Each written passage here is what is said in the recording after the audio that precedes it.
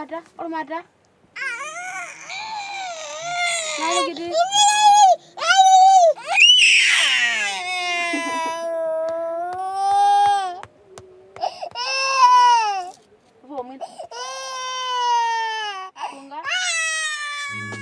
Welcome to AnthroDorphins, a series that relieves the pain and elevates the pleasure of studying anthropology. I'm Rob Lemelson, an anthropologist and filmmaker.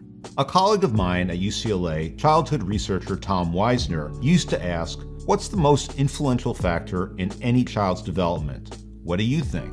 Could it be parents, schooling, individual personality, or something else? In fact, the most influential factor in any child's development is the cultural community into which they are born. Cultural impact every major aspect of a growing child's life. In part 1, Situating Childhood, we'll learn how material conditions, caretaking responsibilities, and cultural expectations shape the process of child development. In part 2, Childhood Adversity, we'll take a closer look at what children need to thrive, no matter what their culture. We'll see what happens when kids grow up under unfavorable circumstances and discuss contemporary global changes affecting children around the world.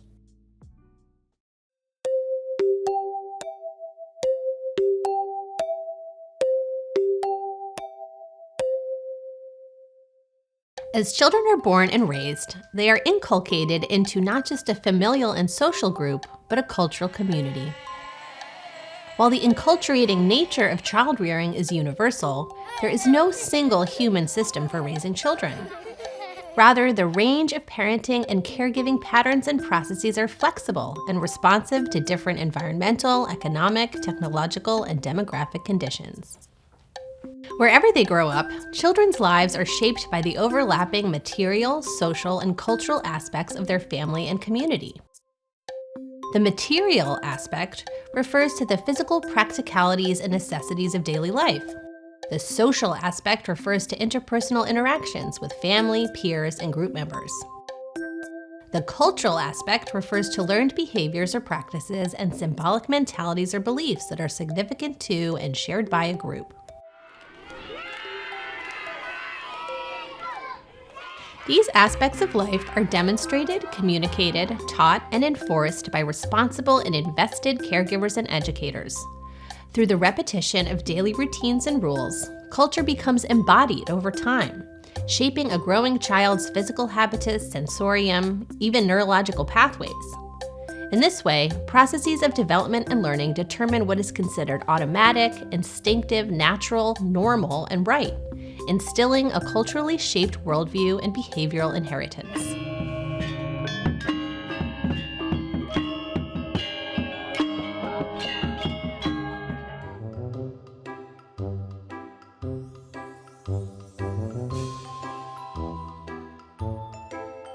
The material conditions of childhood are those fundamental to a group's survival, the basics of food, clothing, and shelter. To survive, children must be protected against disease and other health risks. Then, they must eat. How their communities get food matters because in many societies, home is also a place of work, and children are raised in settings where agricultural, foraging, craft production, and the like are also taking place. In the domestic and economic organization of foragers such as hunter-gatherers or fishermen, and pastoralist horticulturalist cultures with minimal technology, children observe a wide variety of adult tasks and participate in some of them. Childhood assistance is expected, and children may fetch water, herd animals, or care for younger siblings, while adults concentrate on skilled tasks such as hoeing, planting, weeding, harvesting, and processing. Play and education must be accommodated to work routines. In agricultural societies with more elaborate technology, domestic labor is needed less, and children may have more free time for play and schooling, depending on the specific crops cultivated, water needs, seasonal cycles, and involvement in the market economy.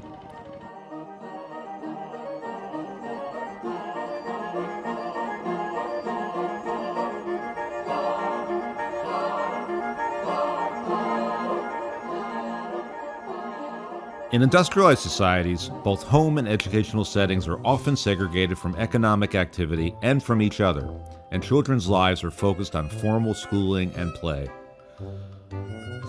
Most children are raised in the residences of the adults who care for them, but there is a large variety of types of physical and social domestic arrangements that make for many different interactive settings where children eat, sleep, work, learn, and play. Who lives with who and where?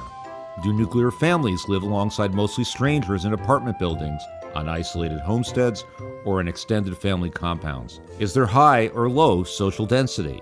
How are borders between households and families delineated physically, behaviorally, and conceptually?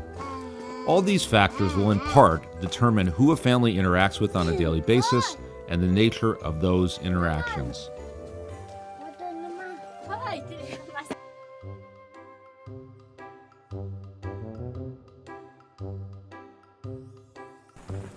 As he tries to get out, she puts him back again,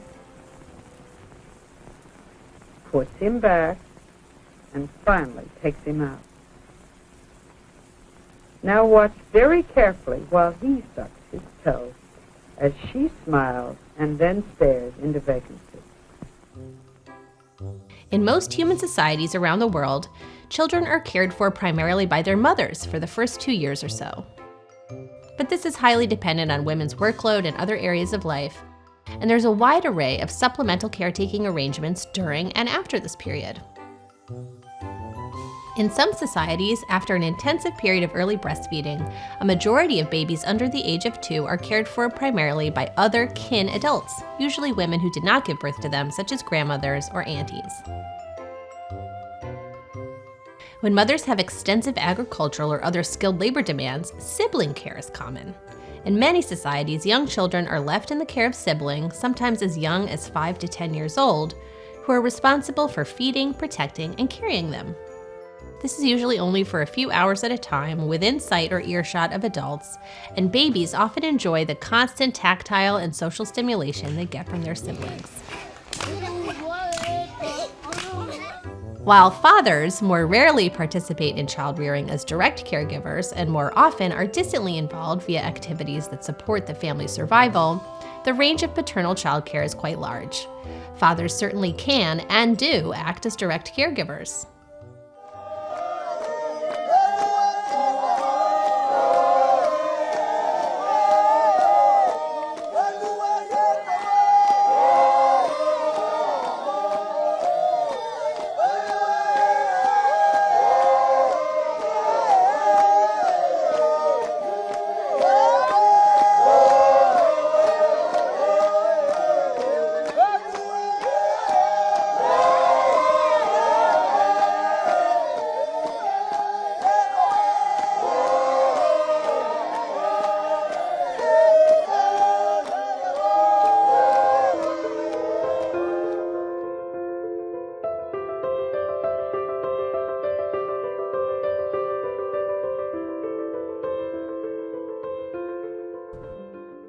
A chosen family can help to share the challenges and the rewards of modern life, and make it more equitable.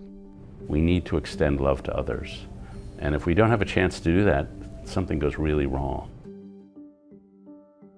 A family is a place where you offer care, you offer unconditional love. The bond between you is no longer transactional, it's no longer even voluntary. And we're seeing that spread not just in biological ways, but in non-biological ways too. It's one of the more hopeful things I see in society. In industrial societies, many children are taken care of by non-kin adults, and their early lives are influenced by institutions such as child care centers and schools, or paid caregivers such as nannies or babysitters. At St. Timothy's, children have a dozen or more activities to choose from at Learning Center time. Here, 3 boys are playing in the block corner.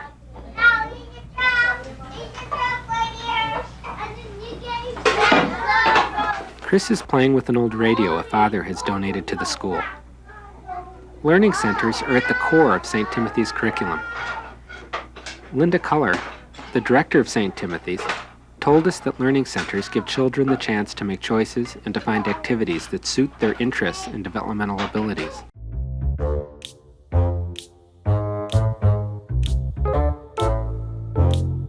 The idea of childhood itself as a bounded and distinct phase of development may be culturally and historically specific idea. There are significant similarities and differences in the ways that different cultures view the trajectory of growing up. Contemporary anthropological studies of children focus on the give and take between vulnerability and agency, competency and interdependence, and practices of individual and collective meaning-making throughout all the stages of life. There it is. For much of human history, infant and maternal mortality rates around the world were much higher than they are today. Many cultural practices acknowledge the liminal, precious, and fragile nature of newborns in the critical postpartum period. Some cultures celebrate small milestones, such as the Korean Baek-il ceremony held when the baby is 100 days old. Historically, this ritual gave thanks to the spirits of childbirth for the mother and baby's survival and marked, for the first time, the baby would be brought outside. Other cultures delay acknowledging the baby as a full member of the human community. The Bang people, who live in the Ivory Coast, welcome their babies as deified ancestors who have been living in a divine realm of plenitude and harmony, the pleasures of which they remember, and to which they will return when they die. Babies must be tempted to stay in this world as they make the transition out of that realm. They are meticulously bathed and lavishly adorned with jewelry and medicinal salves, and their parents consult diviners to ensure their babies are getting everything they desire.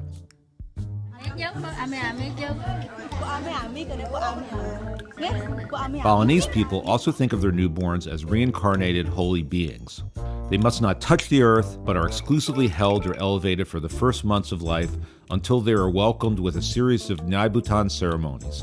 At 42 days old, the baby is named and blessed. At 105 or 210 days old, depending on the region, they are officially welcomed into the world. The baby's feet are ceremoniously touched to the ground, its hair is cut, and it is blessed and celebrated with a feast.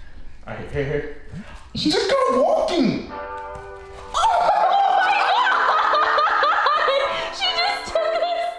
Around the time that a baby can walk and has started to talk, they transition out of infancy into early childhood. Members of Gen Z, born to so-called helicopter parents, might be amazed at what even the youngest children around the world are thought to be capable of and allowed to do on their own. This behavior reflects ideas about childhood and about the nature of society at large. Bye. Balik ya.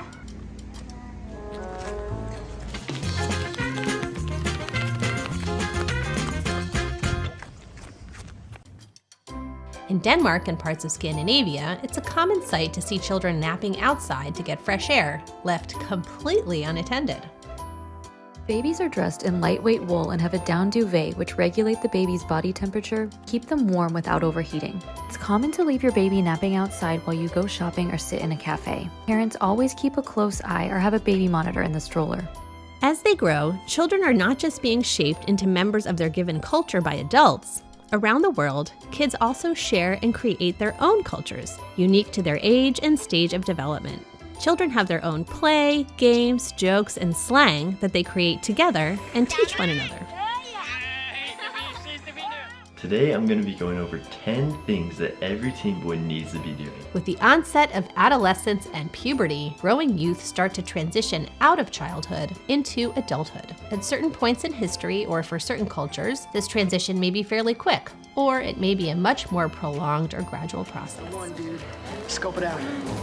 She doesn't look like a freshman. Sophomore, dude. Sophomore. Fully aged sophomore meat. In the United States, it's commonly assumed that adolescence is a time of stress, angst, and drama for teenagers and their parents. Think raging hormones, a looming uncertain future, and full autonomy just out of reach. Is this an unavoidable biologically based developmental phase, or a culturally specific aspect of coming of age in America? This question was posed by Margaret Mead in the early 20th century. She found that adolescent girls on the island of Ta'u in Samoa experienced a smooth transition from childhood to adulthood, untroubled by the psychological distress seen in the United States. Mead asserted that, for Samoan girls, the teenage years were the best years of their lives, due to their relative freedom and flexibility on the one hand and security and responsibility on the other. Samoan girls were given meaningful work in their families and communities, surrounded by wise elders who spoke frankly about bodily changes and functions. They enjoyed comparatively free sexual relations and were surrounded by those who shared their values and culture.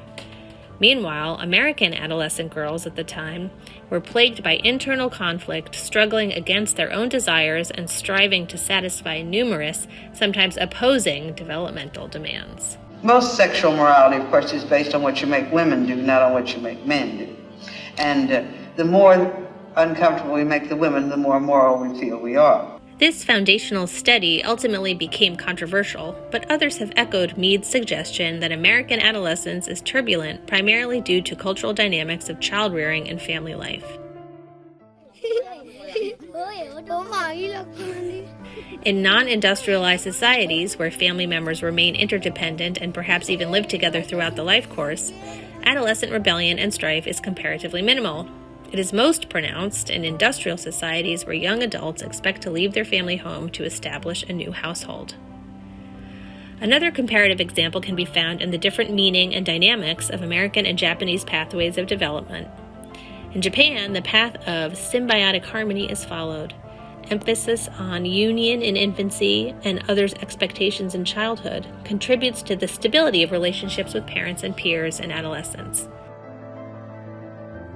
In the United States, the path of generative tension invites the tug between separation and reunion in infancy, an emphasis on personal preferences in childhood, and the transfer of closeness from parents to peers in adolescence.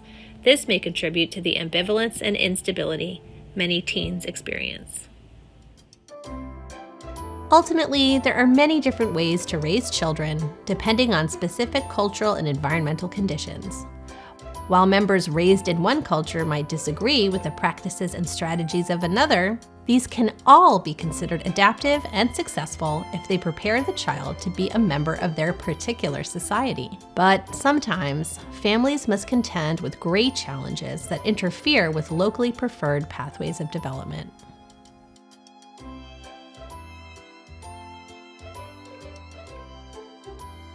How does your culture define childhood? When does it begin? When does it end? And what are the different stages? What are the particular hopes or expectations for children in your culture? What do you think are the key tasks for parents today? What are the crucial skills, knowledge, or qualities needed to thrive as an adult in your culture? What are the biggest threats or risks? How are parents and caregivers trying to prepare growing children for these?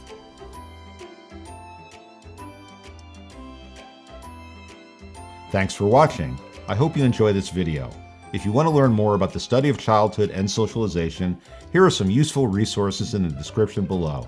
Don't forget to like and subscribe to get your regular dose of AnthroDorphins.